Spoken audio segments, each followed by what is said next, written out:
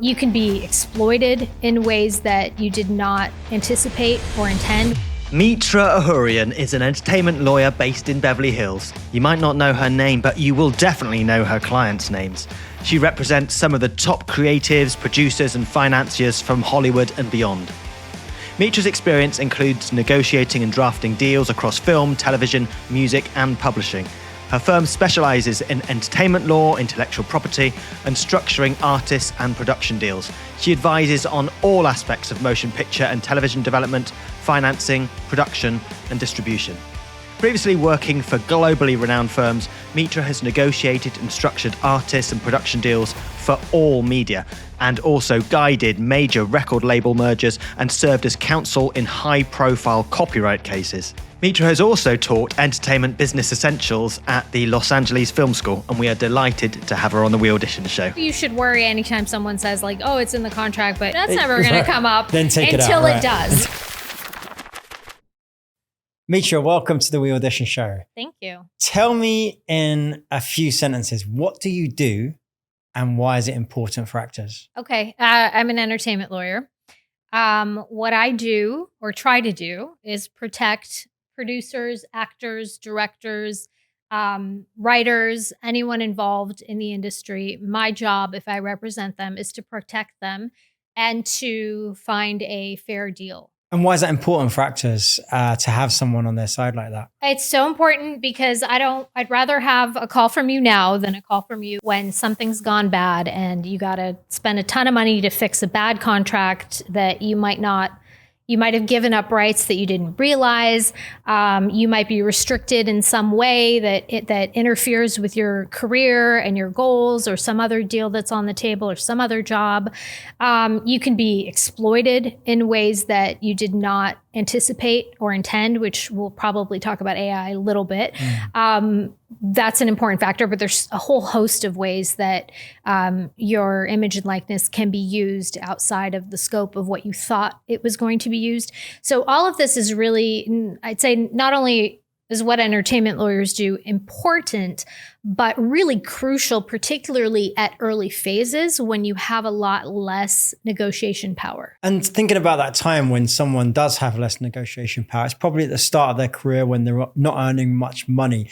It feels probably scary to a lot of actors to even think about getting an entertainment lawyer when they might just be trying to get the next job.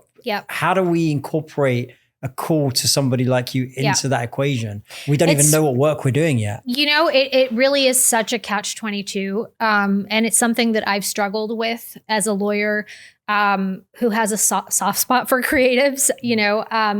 For years, my thing was, I'm just going to, do what I need to do to protect you. And the money mattered a lot less. And unfortunately, as everyone else here who's operating their own business understands, there's kind of a limit to what you can do. So my recommendation is either find somebody who's junior, who's starting out, and who's willing to grow with you, and try to work out some sort of compensation model that works, that's fair for both, because it is time, it's hard work, it's skill.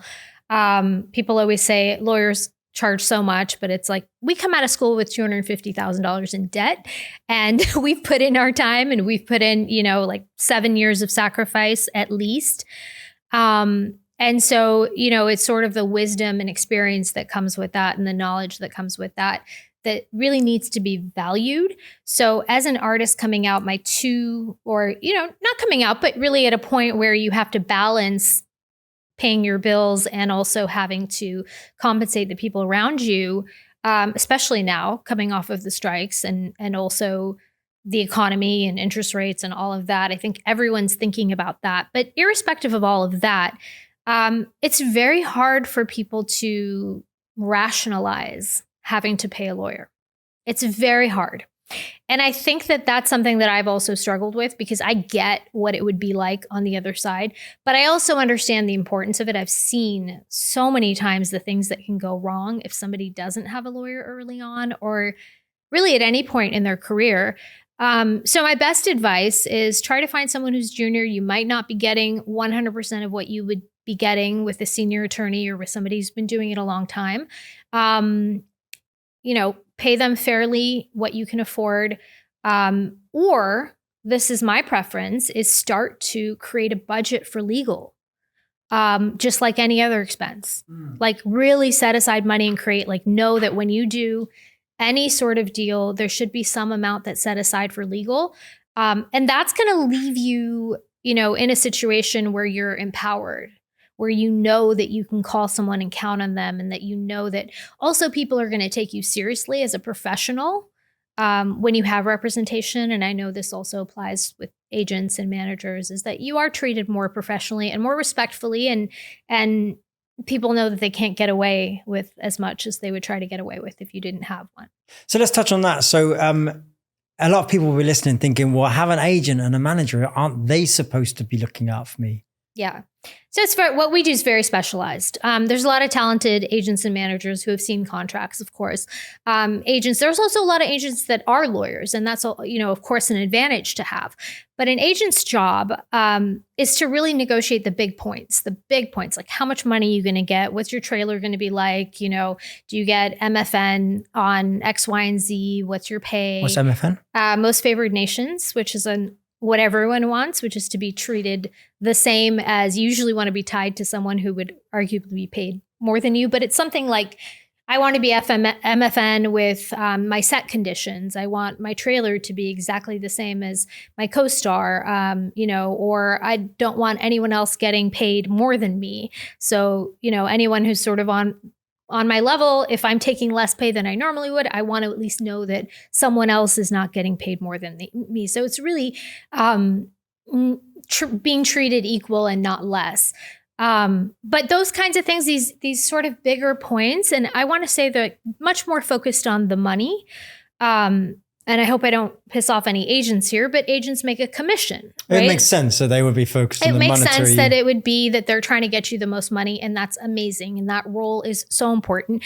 But an agent's job is to book you the work. That's not something that lawyers do. So we all sort of play the role. And managers, of course, in California cannot book you work. They can't procure employment. I know there's a lot of gray area. I know a lot of you have managers who have really do a great job for you and also find you work, but it's actually illegal. So only agents can do that. Agents are licensed in California. They have to put up a bond. It's a very specific process. So the agent has their job, which is to get you the work and negotiate the big points. And I think that, a lot of people up until a certain point are comfortable with that relationship and feel like they are being protected legally. But there's a big limit to that. And they're not looking at the fine line of the contracts. They're not looking at the little, 2 or 3 words that we know could give a lot of leeway to the other side to, have rights that, if I had caught that word, or if I had caught that one sentence, the outcome of this would have been totally, completely different. And the thing that's really hard to, I think, for people to wrap their heads around is none of this really matters. Some of it does. Some of it matters in the beginning. But we're looking to the future. We're looking at all the things that could possibly go wrong. One of those examples is really the force majeure clause that we saw come into play both during the pandemic. All of a sudden, everyone knew what force majeure was, right? Kind of knew what force majeure was, but understood that it either applied or didn't apply. And also during the strikes, right? So a lot of contracts, the language is that the strike is something that falls under force majeure. And for those that aren't familiar, perhaps haven't read a lot of their contracts, force majeure is a clause that says that things that happen that are outside our control, right? So for example, the pandemic was one. Could it be like a weather condition, things like that? Weather condition, but more like a storm, tornado, those kinds of things we fall under sort of acts of God, earthquakes, war, terrorism. These are all the kinds of things that you can't predict. Things you can't predict. It's not your fault. Yeah. Those kind of things can excuse you from performing under the contract. But that's also a very heavily negotiated clause. So a lot of times an agent might see force majeure and be like, okay, cool, we have a force majeure clause. But the thing that I would do that's differently, that lawyers do that's different, is that we would negotiate, okay, well, how long can a force majeure last? At what point can I, as a writer, director, talent, get out of this contract and go do something else? Like, when is that? Is it 4 weeks? Is it 6 weeks? Is it 12 weeks? Is it 6 months? At what point can I be freed from this contract, or do I have to be locked in? Because usually force majeure has like this turnaround where once the force majeure ends, they can recall you to come work. And sometimes that's 24-hour notice. Sometimes that's 48-hour notice. Sometimes that's 72-hour. And if you've taken another job, that's problematic. Do you get paid or do you not get paid during these periods? This became really important during the pandemic, right? Because strikes, obviously, you're not going to get paid if things are interrupted because you're striking. But, in the pandemic, it was like how are we going to survive if you're exercising a force majeure clause and, I can't work? Do you still have to pay me or not? And in most of the cases, the answer was no, unless you were pay or play. Even then, arguable. Explain pay or play to someone that doesn't know. That's an important one. Sorry. Pay or play is that basically you get paid whether we use you in the production or not. And that's kind of like a guaranteed booking. It's like a guaranteed, it's not guaranteeing that you're going to be used in the production. It's not guaranteeing that you have the work, but it's guaranteeing that you will be paid regardless of whether you actually are, we actually bring you into work or not. Mitra, am I right in saying that that's usually for like a big star? If they were going to like raise finance and producers, they would say, right, well, I'm going to pay you even if I can't raise the money. Yes, I'm going to have to pay. Most commonly. Right? There are other circumstances where it's appropriate to ask for it. For example, if you're getting on a plane and coming here from the UK, for example, it's something you would want to do. Like, am I going to, hop on a plane? So there might be a point at which something becomes pay or play, like the job. So it could be like 48 hours before you get on the plane, or once you get on the plane, you become pay or play. So those things are also negotiated. So there are times where it's appropriate, and it's always, listen, the answer is no if you don't ask. So I remember very early on in my career in England, actually, I did a job for the BBC and they changed the dates. Right. And I'd already traveled up to London. I was a student at the time, so it wasn't a big amount of expense, but I'd taken time off, traveled up to London. They told me right at the last minute, we're going to shoot a different day now. And they decided not to pay me. Yeah, they decided not to pay me for those days. I was in the hotel. I booked the hotel. I was driving to the hotel when they cancelled it.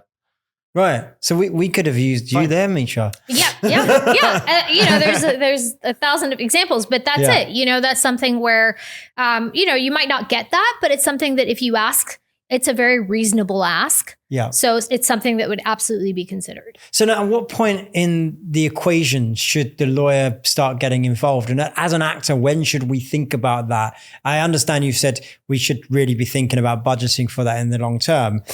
But things happen so quickly in this industry. We get an audition that we didn't know about today, and then we film the self-tape tomorrow, and then we book the job on Thursday. When at that point should we be talking? Day one. On the audition? But, no, not during the audition, but once you get a contract. So the minute our agent calls and says you've got the job. And you get a contract. We need to loop in our lawyer. Yes. And therefore we need to know who our lawyer is. Yes. And so how do you recommend going about forging a relationship with somebody? I always find this funny in America in general, but you see it in TV shows. People go, "Oh, my lawyer this, my lawyer that," and I'm like, "How do you know?" In England, we don't have our own on TV. That's on TV a lot too. We don't have our own lawyer. We don't have our own lawyer no more than we have our own checkout clerk at the supermarket, right? Yeah. It's like we get one when we need it. Yeah. For specialist things, actually. Right, yeah. You get, for your house or for your contract. But you're recommending that we have a relationship with a lawyer. Yeah, or, in case. I will say yes, in case. But I will say there's a lot of people that come to me with a contract in hand, don't know what to do, just happened. And I got to get on it quickly. And that happens very often. It's not uncommon, but you have to find a lawyer who's willing to, work late for you or turn it around quickly or something like that. So that happens as well. I've actually asked you to do that a couple of times as well. It's very common. It's very common. I don't remember it. That's how common it is. Yeah, right.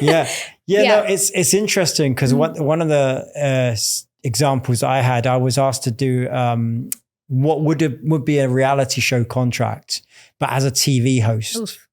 And it was somebody that was known to me personally. So I had a good camaraderie with that person. I'm an actor. I didn't want to do a reality show contract, but I did want to be a TV host for this series.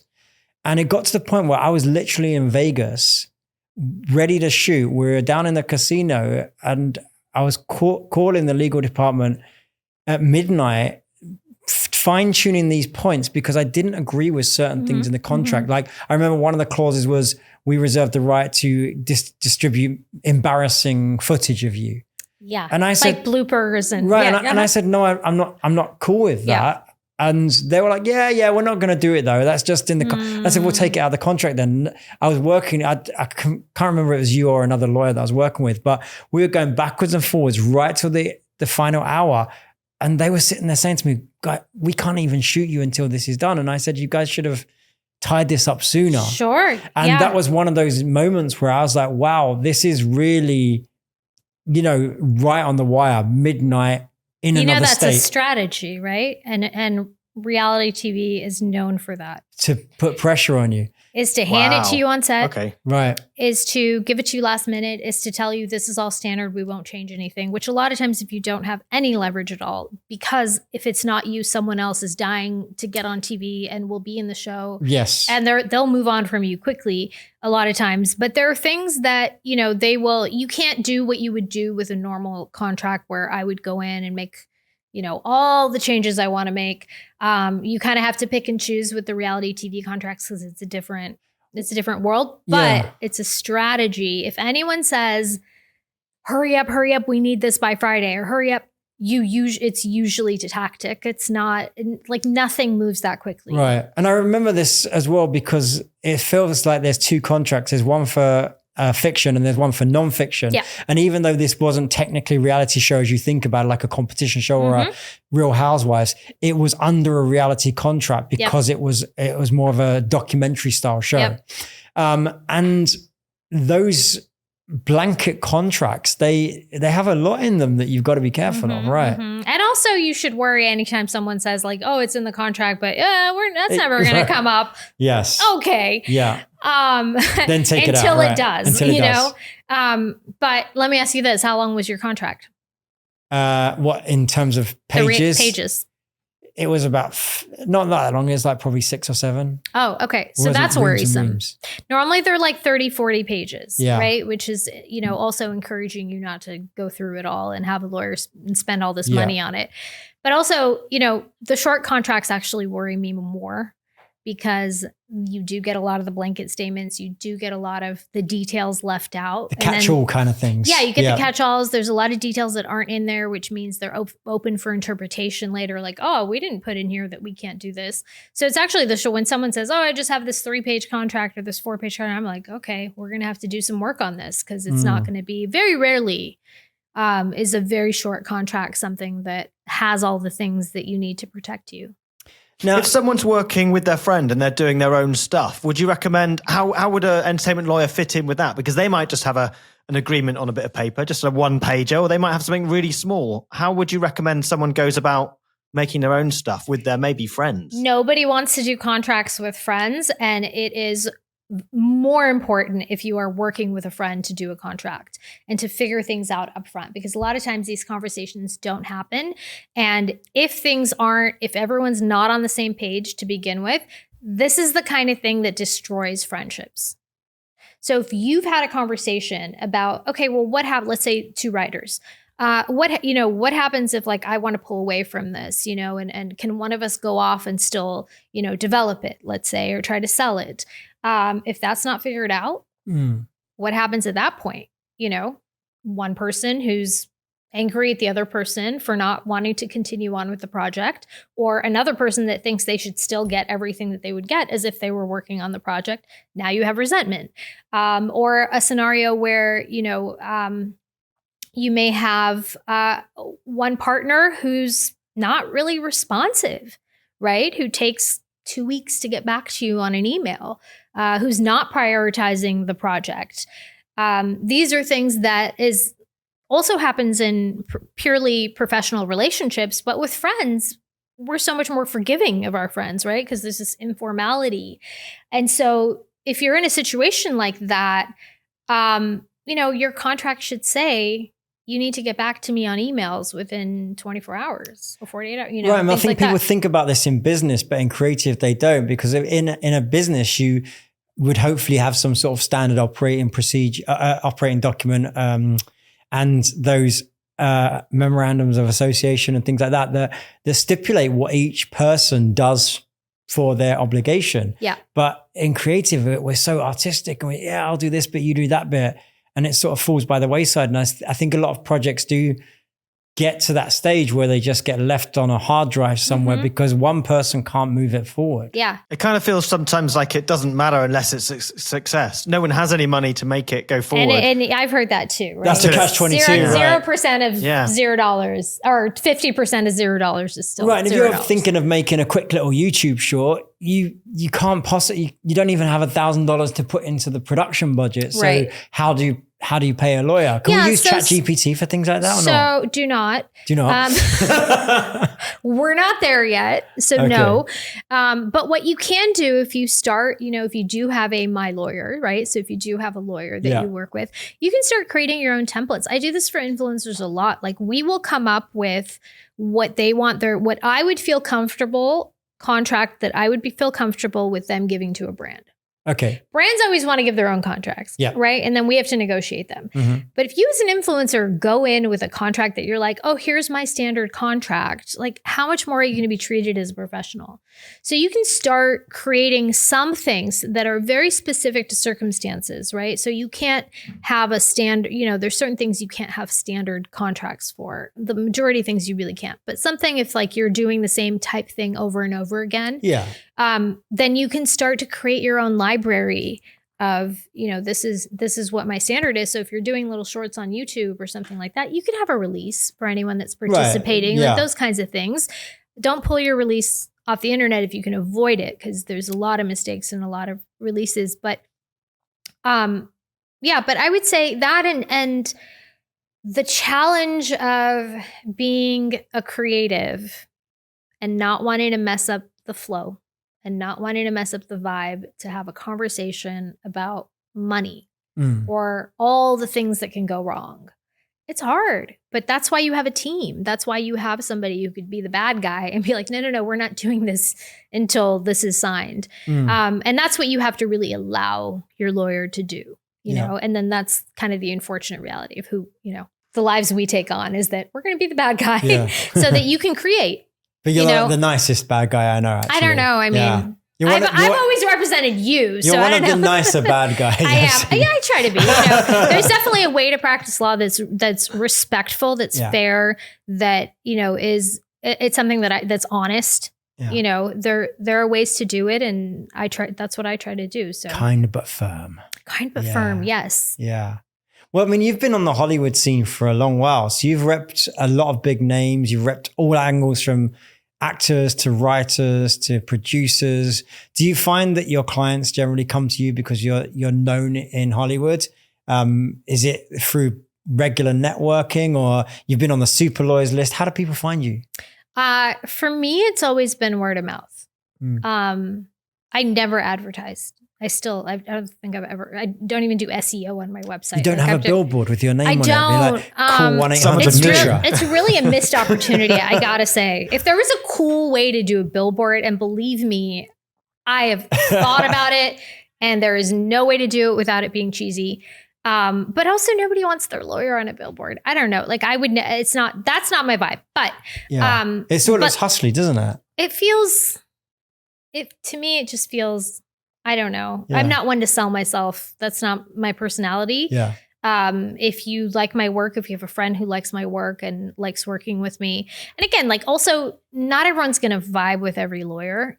For me, I try to represent people who are aligned with the way I want to show up in the world, so that I'm your representative, you're also a representative of me.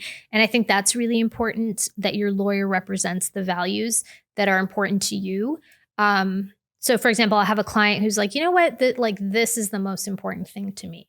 And so, they're that dynamic where you understand the client really well and what's important to them. And then you're able to bring that to the table, as opposed to some lawyers are like, no, this is the way it has to be. This is the way it's done. This is the way it has to be. But for me, luckily, I've been very, very blessed. I'm going to knock on wood because I'm Persian, but it has been word of mouth. And yeah, I haven't done a lot of I do a lot of TV. Pretty sure nobody's watching. Not that no one's watching, but I don't have TV. So like the people that I represent, I feel like are not watching me. So I would say it's through, I don't know, friends, clients. Which is probably the best way, really, because like you say, it's somebody vouching for your work and saying, hey, they did a good job for me. Yeah. So if someone was going to hire you, how does the fee structure work? Is it a percentage of the deal you make? We hear different things. We hear it's a percentage of the money we earn. Is that all the money we earn from all endeavors or just from the deal you do? Or is there a fixed fee? I'm so happy you're asking this question. It's very confusing for an actor. So this whole concept of the 5% deal, right? So it was here, a lawyer will take 5%, just like your agent, takes their 10%, your manager takes whatever you're negotiating with your manager. Everyone sort of assumes, okay, I want to call it a rumor, this rumor that goes around that all lawyers will do a 5% deal. The problem with that, it really does not make sense for the majority of business models for lawyers. So if you are going to be doing a 5% deal, you're going to be probably pretty early on in your career or very well advanced in your career. If you're early on in your career, you're going to be working with a lawyer who's also building sort of their clientele, because with a 5%, I have no idea how long something's going to take. That's kind of the challenge of it, right? Like I could get stuck with the worst opposing counsel that's just going to fight me on all the things that don't matter and be difficult or have to follow up a million times. I can't predict that. I have no idea. And now I'm stuck in a situation where I'm doing all this work on a deal that in my head I thought would be a couple hours, right? So that 5% deal, unless you're really building, doesn't really make sense if you're not as busy. The opposite argument, though, would be that then the next day you get a deal that's done like that and you get your 5% for doing 5 minutes work. Yes, but I don't think it balances out. I'm not going to argue the lawyer. Well, for most, no. I'm just saying for most lawyers who have really done the math or been in that scenario, it doesn't. Yeah. So that's the first scenario, and then the second scenario is if you're doing very well and you're with a firm. There's a couple of firms that specifically do 5% deals, but they will only take on clients that are making X amount. Where that 5% is significant. Where that 5% is significant. There have been times where I've done just a deal here or there. It's not common for me, where, money's going to come in after a deal closes. Right. And there's been times where I've done sort of this deferral thing with a 5%, like, okay, but it has to be a very specific scenario. It has to be a deal that I am very confident is going to go through. Not a project that's, in development or, may never get made or anything like that. And so there's that. And then in terms of fee structure, my fee structure is typically hourly, which is very scary for clients. I get that. Being on the other side of it, I try to be really fair. I underbill. It's not always fair to me, but I get it. But it's an hourly model because there's only so many hours in a day and there's only so much you can do. And there are also some specific things that I do for a flat fee. So for example, if you want to set up your loan out company, if you want to set up your LLC, that's something I do on a flat fee because I know for the most part how long that's going to take. So those types of things, if you're doing a trademark, I do that on a flat fee. So there's certain things that can be done on a flat fee. But the majority of lawyers do work on hourly. And so if an actor is at, say, a co-star or guest star level, which I believe current rates are, say, $1,000 for a day for a co-star, what is it, $8,000 a week for a guest star? And they're thinking, well, how can I afford to pay? I'm sure your hourly rate's significant. How can I afford out of my $1,000 co-star, which I'm already paying an agent 10% and a manager 10%? I'm lucky if I make $800 or $700, which I pay tax. What's left for a lawyer there? And is it still worth it on that contract? I would say educate yourself in that scenario. Really educate yourself. Really soak up whatever knowledge you can about what you should be looking out for and what you shouldn't be looking out for. If you want, take classes. I used to teach a class. Take classes where you educate yourself on, on entertainment law a little bit, like so that you can spot red flags, right? You're not going to be able to do what I do, right? But at least you can spot a red flag, or you'll know, okay, there's a lot of problems here. I should get a lawyer. So I think having that and that to me has also been, one of the challenges and very difficult realizations of my career from the start is this, access to the justice system, access to lawyers. Like most people, the majority of people don't have access to the justice system. They can't afford lawyers. They don't know how it works. Yeah, they don't know how it works, or they can't afford it. Well, I was thinking of another example. I don't know what this is like in England, Richard, but certainly when I go on to set for any of the big studios here, if I'm doing anything less than a week, I tend to get the contract in my dressing room as someone's taking me to hair and makeup. Some AD comes along with some Post-it notes, sign here, sign here, sign here. I'm always that person that actually says, you know what, I'll do that after because I'm going to hair and makeup. And I'll take that time, but I know they give it to you. And you're going on set in like half an hour. Yeah. And there's been times when I haven't signed it by the time I've shot because I actually want to read through it. Yep. How do we avoid that? Because we don't get that contract in advance. Ask for it early. They have it. They're just not giving it to you. They're again, it's strategy, right? There's no time for you to talk to a lawyer. You might not even be reading it because that's not what you're thinking about in that moment. So you can ask, you can say, read and scan mine, but I know people don't. Yeah. But you can, but also at that point you have a physical piece of paper. What are the chances of you actually being able to make significant changes to language? You can't. But if you ever find yourself in that scenario, you can put things in the margins and ask them to initial it. You can put exclusions in there. It's like when you go to the doctor and the doctor, has you sign a release. And a lot of times there's like, oh, we're going to use your stuff on social media or in this context. And it's like, no. So, they don't let you change their forms. There's no lawyers there. You get the form when you get there. But you can usually put something in there to limit certain things. So if, for example, I don't know what an example to give, but if there's so many, but if there's something in there that really concerns you, you can exclude something from the contract, or you can add something just by putting something in the margin and finding someone on set. That's the other challenge, is finding someone on set with authority who can initial that for you. I've heard the term redlining. Is that what we're talking about here? The redlining is what's done before. When we actually go in and we change the language and it's called redline because we use this, software, Microsoft Word, where you can actually track the changes and you can see what's been deleted and what's been added. And it's typically in red. Sometimes it's blue or purple. I don't know why. Could someone on set put a line through something and say, I don't agree with, you can use these pictures of me in an embarrassing situation, and then initial that, and then have someone else do that? Could you do that digitally, or could you do that on set on a bit of paper and have someone sign that? Is that legally binding? If I end up on set and somebody is asking me to sign something that I'm not comfortable with, I either ask for the opportunity to read it. I would ask for the opportunity to consult with my lawyer. And I would, if none of that, if they're like, you're going on right now and you have to sign this before you go on, then I would cross something out or put something in the margins. And at that point, the person who's asking you to sign the contract is not the person who is going to be bound by that contract, So if you put an exclusion in there and it's on a physical paper and now it's in their hands and you both have a copy of the same thing, they don't have a copy that doesn't have it in there, that exclusion, then yes, that would be binding. If you'd like to join the We Audition community, go to weaudition.com/show to get 25% off. Now back to the show.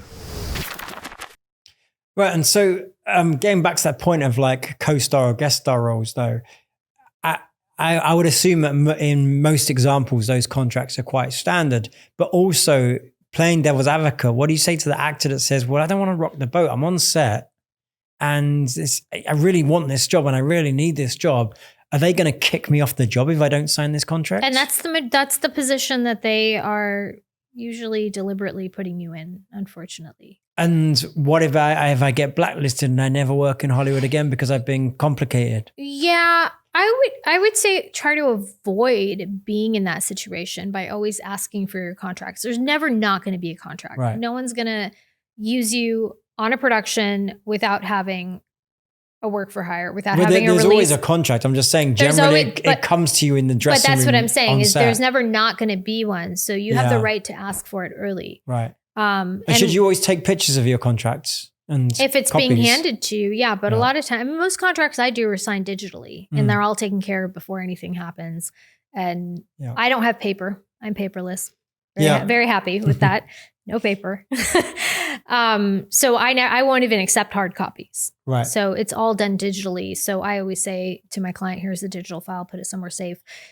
So the physical contracts are difficult because it's set up in a way where you can't really make significant changes. So I think they're generally done for those smaller roles on the last minute shoots. If you show up, there's a little release or extras. Extras are, notoriously I was going to say, if you're a supporting artist or an extra, that's always done on the day as well, isn't it? I've signed one of those. Yeah. I was in a Chase commercial once. As a lawyer, didn't care because I was like, not that I didn't care because I'm a lawyer, but as a lawyer, I was like, okay, I get it. This is a standard thing. We have to sign it. Like nothing's going to change for me. Yeah. So I'm knowingly doing this with the understanding that this is what the contract is. Right. And I've signed that and it's been no problem. That's not saying you should sign it and it's not a problem because I understood what it was and I understood that it was standard. But my biggest advice is don't end up in that situation. That's my biggest advice is always ask for the contract before. Just say, hey, can I have a copy of the contract so I could, read over it or show it to my lawyer. And so at the point when you get booked through your agent, that's probably the point where you say that they should be providing They it to have you. their contracts. Yeah. And then the other thing is, I suppose, is if you're in that area of your career where you are going for solid recurring guest stars, leads in films, series regulars, it's best to know a lawyer that you're going to bring onto that equation. If you're going for those auditions, have it be ready so you don't need to get ready, right? Yeah, be ready for sure. And are you, as a lawyer and other people like yourself, are you open to having those exploratory conversations for a if and when point? Yeah, so I always do a 10-minute complimentary consultation. Right. You can assess me, figure out if, you like me, I can do what you need. And then I also will assess whether, those are services that I can provide or if it's something outside the scope of what I do. And that's a really important conversation, right? Yeah. So those first 10 minutes, I think are just let's see, what I can do for you and let me hear what you need. And that's important. And then you can understand, we'll talk about fee structure and all of that for during that call. So you'll have the information you need to decide if I'm the one that's going to be representing you or not. And then you have somebody in your mind. And a lot of times it's helpful to say, okay, we're going out for this. I'll probably have something coming in a week or 2 weeks or something like that. And then I can sort of plan with my schedule too and know something's coming. But sometimes it doesn't go that way and that's fine. But if you have somebody in mind, I think it's also really nice for clients when they're able to just CC their lawyer on stuff. And it's it always looks better if you see, you have your lawyer CC'd and your agent and all of that. I think having somebody early on is, there's definitely an advantage to that. Right. And is that something you charge for if we were to CC our lawyer? Definitely would that lawyer don't then CC read that me. And charge for that? Do not CC me if I am not your lawyer. Of course. And the reason I say that, I don't say that disrespectfully. I say that because there are state bar rules and, arguably establishes an attorney-client relationship where now I am obligated to, do things on your behalf when we don't have a retainer agreement, when I haven't been paid, when we haven't formally established that relationship, when I haven't done a conflicts check to make sure that there's, no conflict of interest, all of those things. So you never want to put any lawyer in a situation where all of a sudden they're on. I've had this happen to me, actually. I had a friend who started CCing me every time she had an argument, like a situation with somebody. Yeah. And I was every time Uber owed her $5 for refund. I was like, you're gonna have to stop doing that. Like, I'm not your lawyer. That's what I mean. When you get to a point where you've got that relationship and you've got that billing or that recurring Yes. agreement, Yes. then people are then allowed, or it's sensible to then do it. Would Yes. that then be billable to you? Would you then go, oh, I've got to read that document, I'll put that on the clock, and then that'll be It billed monthly depends. as If to it's whatever the something- retainer is? Yeah, it depends. So If that it's, agreement needs to happen in advance. yeah, if it's something substantive, so usually I bill for the more substantive things where there's something where I'm having to give some advice or interface with somebody. Yeah. But if I'm just being thrown on something and it's a short email, then You can glance at it, I'm yeah. fair. And that's where the relationship comes in, I see. Yeah. And explain retainer for someone who doesn't understand. Is that a bank of money that you draw from, or is it a monthly fee, or what? Retainer is typically, it can be a monthly fee, but typically a retainer is like a down payment, right? To make sure that we get paid. It's a common model in firms. It's kind of the historic, classic law firm model. We have certain obligations as your lawyer in the way that we bill and the way that we handle your money. Your retainer goes into a client trust account. And I'm speaking specifically California. There's going to be some equivalents, but every state's different what the rules are. But you'll have a client trust account. That money is your money until I bill you.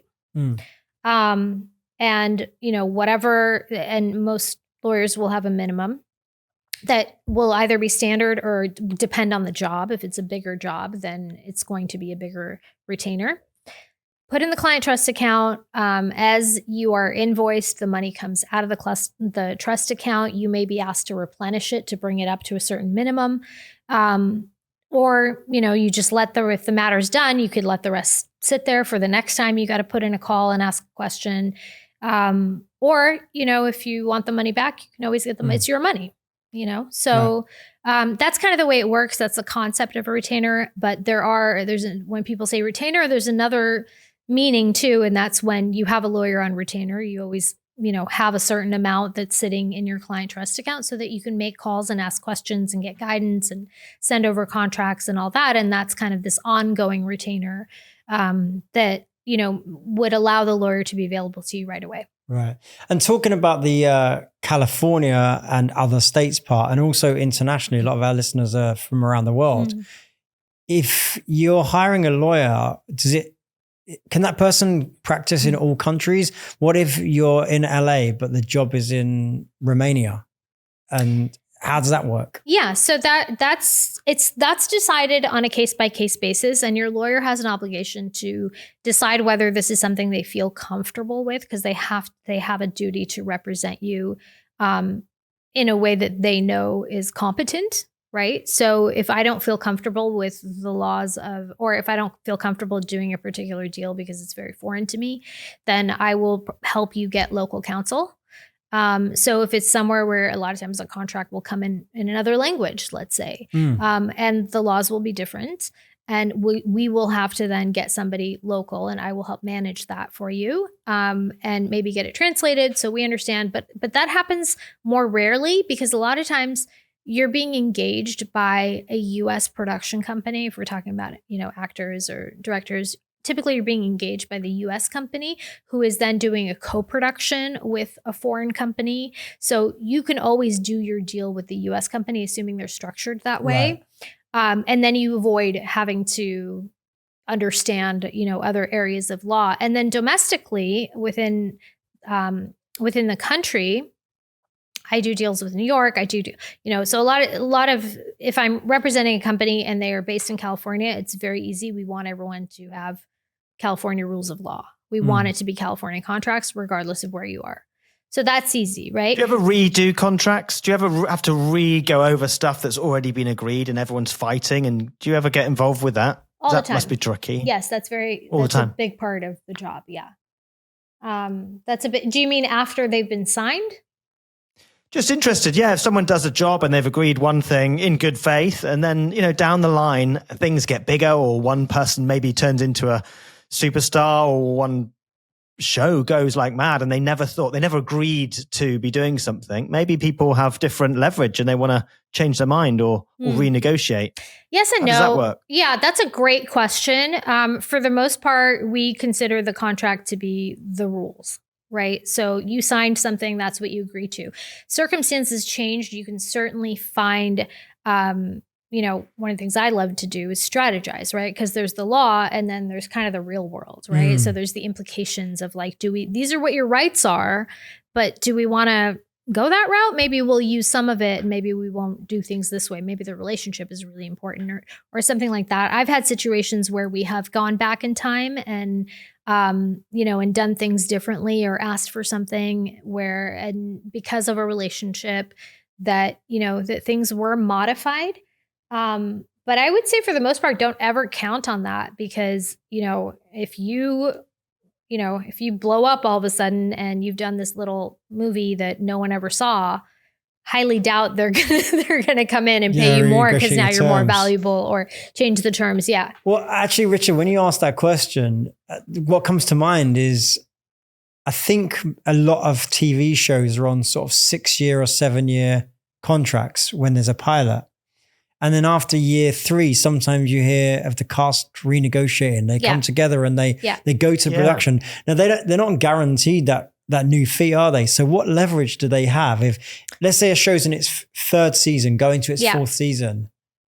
Friends is a really famous example, isn't it? I think they did that. Friends, But I mean, I hear it amongst my own friends. I'm not going to name anyone and out them, but I have friends on a very popular show that 3 years in, they're like, hey, look, we should be getting more than I think that what the original contract had was like a 5% increase. Right, a bump, yeah. And now it's a massive show that, not that no one expected it to be, but you never know if your show is going to go 3 seasons. Yeah. What leverage do they have? Yeah, so you're talking about options here, right? So the TV contracts and a lot of times film contracts, if there's going to be a sequel or a prequel or series, you look at, okay, well, if we go into the 2nd season, if we go into the 3rd season, okay, we have the option to extend your contract. It's never a commitment ever. It's always the studio or network's option. And these are the pre-negotiated terms, and it'll be like a 5% bump. Or, the bumps can be different, and which is also something you negotiate. And so the important thing is to kind of negotiate that early on. So it seems, at some point, like if you've gone into season 3 or season 4 or something, at some point, that at that point, the show is very successful. Yeah. So it's important to try to negotiate that early on if you can, and write that in the contract. Because if it's like the 2nd season, okay, not as important. But once you've hit a certain point, you're like, okay, this show is doing very well and I should also be able to participate in that. So I would say that the renegotiation happens because sometimes the clauses are, these things are to be negotiated in good faith later. That doesn't always happen, but you can, people can always say, I'm not doing it. And that's not, legal. That's a breach of the contract, but it's something that, if people want to move forward in a happy relationship, that people will often consider. So it's mainly that, isn't it? They want to sort of keep the peace, and you don't keep people want happy. You don't want a disgruntled cast. Yeah. No, you don't want your whole cast, upset. To be phoning it in. Yeah. Of course. Yeah. So again, like that's law and reality in business. And there's always 2 things that you're looking at, and it's never the one. And of course, that's the kind of moment where it is essential that someone has someone like you on their team to be the bad person, because if you're still working on a show, you don't want to have to really negotiate those terms on your own and cause that conflict. I would say that's where an agent would come in really nicely. Yeah. Because, those are sort of the big picture terms. And also the agents have kind of an interesting scenario, position that they're in too, where they'll be representing multiple talent that, that a producer may want to work with. Right. And so there's an interesting sort of dynamic that will come into play there, where it's like, okay, we also want to work with them on this, with this deal and this deal, let's try to keep them happy. So I think agents, of course, lawyers, but I think agents, because again, we're talking about these big picture terms, and they're the ones getting the job and, figuring out how much everyone's going to get paid, that's probably a great conversation for your agent to come in with. And again, I want to say, don't rely on this. You can always try. If you don't ask, the answer's no. But don't rely on, on anyone changing your contract and paying you more. Try to negotiate these things up front. Right. Okay. I want to shift focus a little bit now from contracts to what can actors do. Wait, let me wind that back. What should actors be aware of in their own lives on a legal sense, posting to their social media, NDAs, things like that. Have you got any advice for the working actor about what they might or might not be doing properly in their lives? I want to first say I had to take a sip of this because it matches what I'm wearing. It looks amazing. And sponsored by the color peach today. Color coordination is important. Yeah. So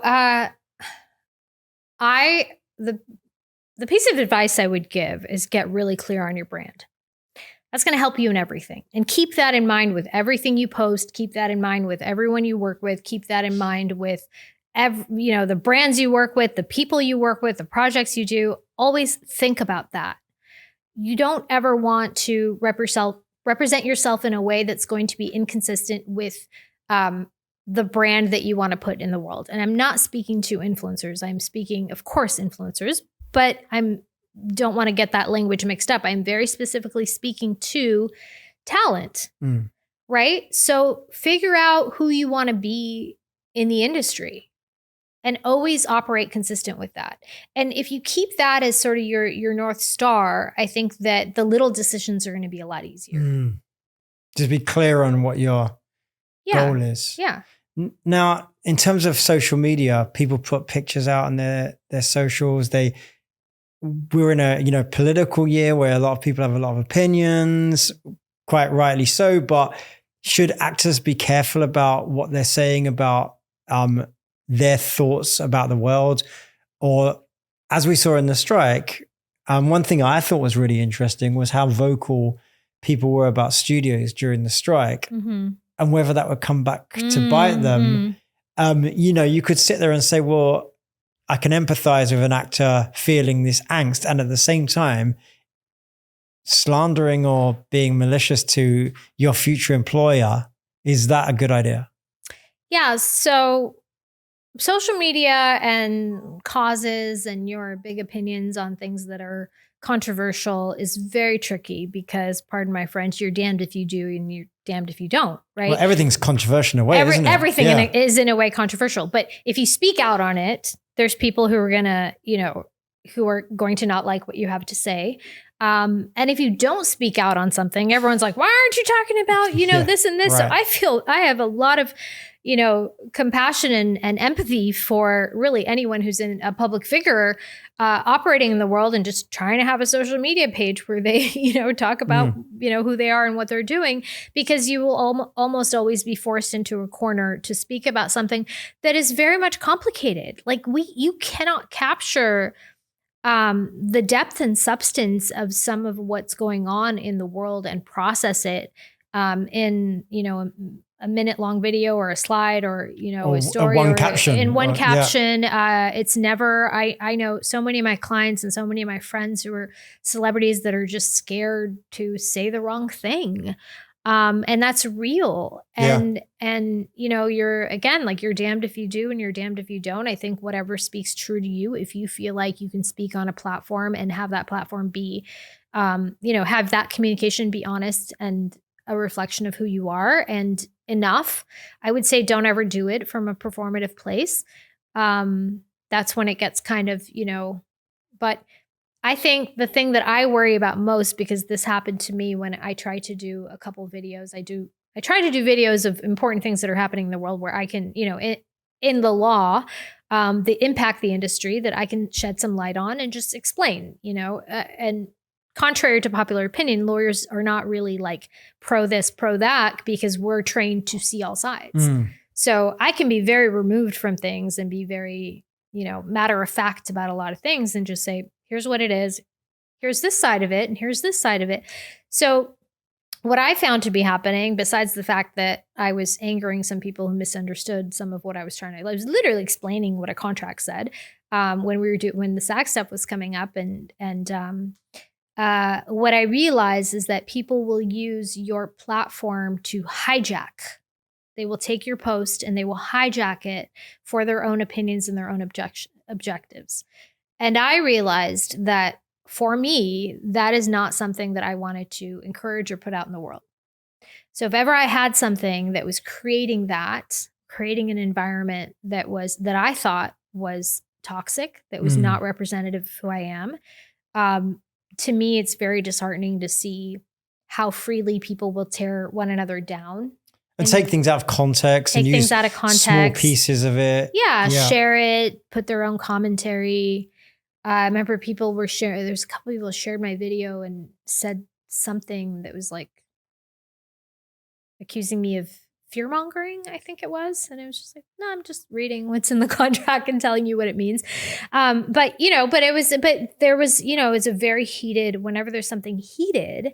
And the people on social media are typically, the people who tend to be very vocal. They're not, there's many people who are not saying things on social media because maybe that's not their personality. So the loudest voices are often the most opinionated voices. Yeah. And you fall into a weird space. So I think this is sort of a long-winded answer to your question of, a celebrity being careful of what they put out there. I think there's a certain things that you can't avoid. I think that that's a very personal decision that you have to think about, consult with, the people that are close to you, be mindful. And then also know that when you put something out there, it's then out there for people to do what they want with it. Yeah. And have you ever had an example of an actor or a talent that has lost a contract over something they've said in the past? Or I have luckily not had that happen. But we know stories, right? Yeah. So we've heard stories of that happening. I think that for the most part, the people that I work with are very,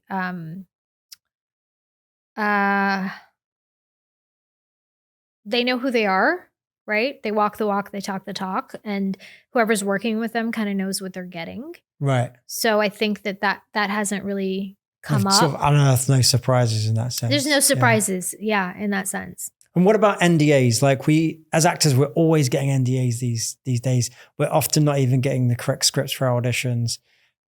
Now, it seems very obvious that actors shouldn't share scripts that are under NDAs. What about talking about a job? If you've booked a job, is it okay to announce it on social media? Is it no a risk? So let me tell you why. And it's not so much the NDA. Like when if you book a job, it's also going to be at that point. If it's in development, it's something that people are working very hard to present in a particular way, edit a particular way, storyline, everything. And then they want to be in charge of how it's introduced to the world, right? The marketing, promotion, all of that is very well thought out.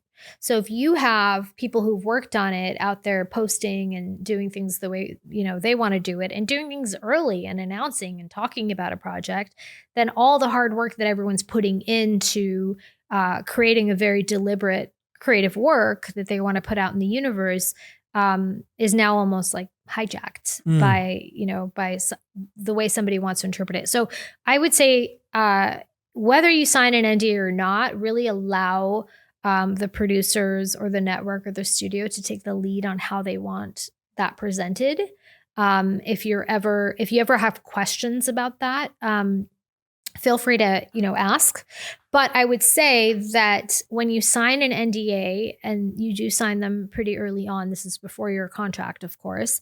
When you sign the NDA, it's really this sense of we don't want anyone doing what we're doing out there more than, we don't want anyone knowing what we're doing just yet. And we don't want to create competition in the world. It's more about that, right? Yeah. Than not wanting you to talk about it because it's top secret, Yeah.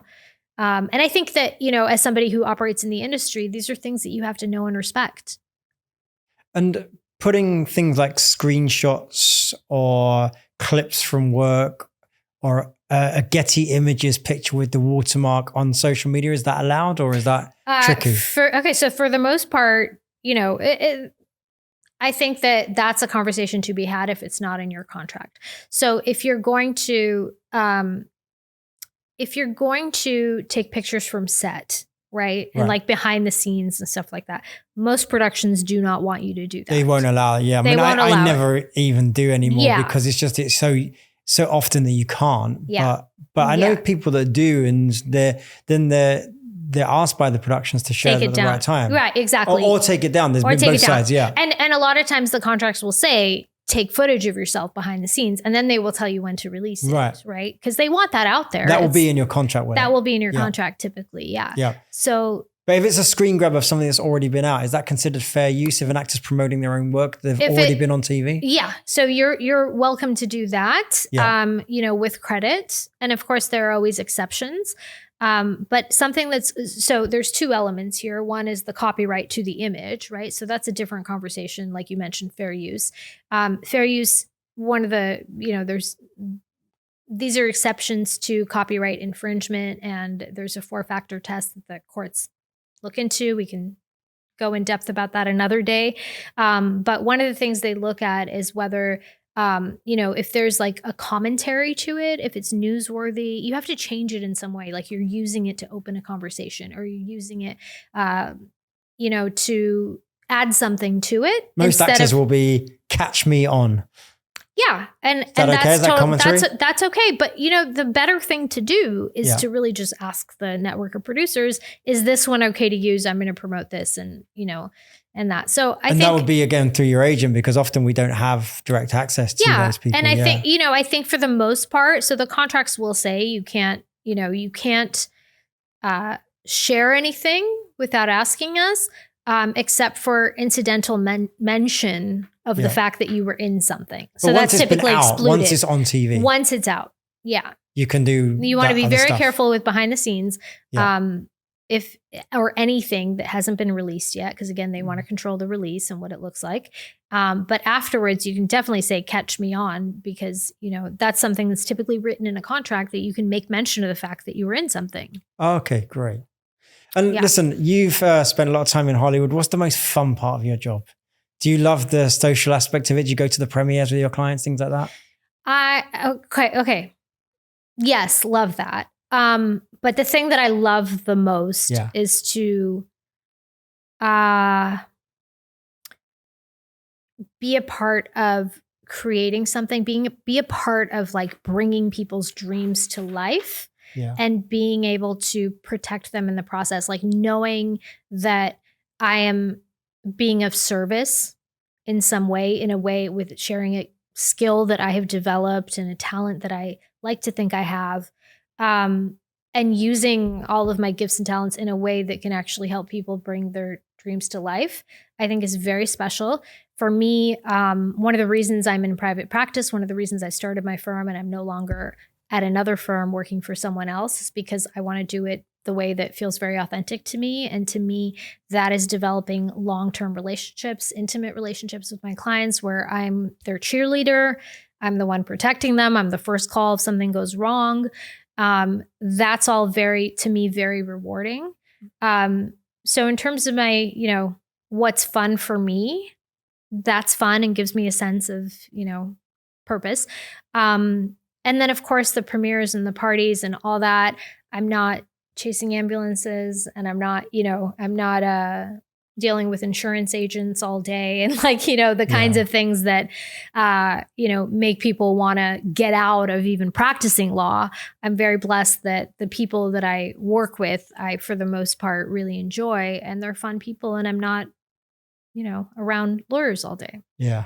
If there was to be a movie made about your life as this A-list lawyer in Hollywood, who would play you? Who do you think would play me? How about that? Gosh, I'm struggling. Zendaya.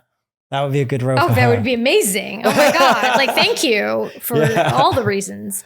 Yeah. Okay, Zendaya it is. Yeah, maybe. Okay. Yeah, we're good with that. Let's put it out there. Let's put it out there. You can write the contracts. All right. Thank you so much for sharing all this. Thank you, Darren. It's been really amazing hearing all the different tips. And I personally have gotten so much from this chat, Richard too, and I hope the listeners have as well. I hope so, yeah. Thank you guys so much. Tell people how they can find you or connect with you. They need to. We're going to have some stuff in the show notes, but. So the best place is probably Instagram. My handle's MITRAESQ, Mitra ESQ.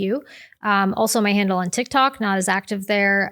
But if you go to Instagram, then my link will take you to my website, appearances, articles I've done, those kinds of things. So everything was kind of compacted there, and then you can go to my website from there and get more. Amazing. Thank you so much for joining us today. I appreciate it. Thanks. Thanks for listening to the We Audition Show. Your hosts were Darren Darnborough and me, Richard Cambridge, from We Audition, the leading professional actors community where you can connect, learn, elevate your career, and always get a self-tape reader on demand. We hope you enjoyed this episode. If you're a We Audition member, or even if you're not, we would love it if you could please subscribe to this podcast, as it really helps us. And if you have friends who might get value from this episode, please share the link with them. You can find us at weaudition.com or for your iPhone or iPad by searching We Audition on the App Store. See you next time.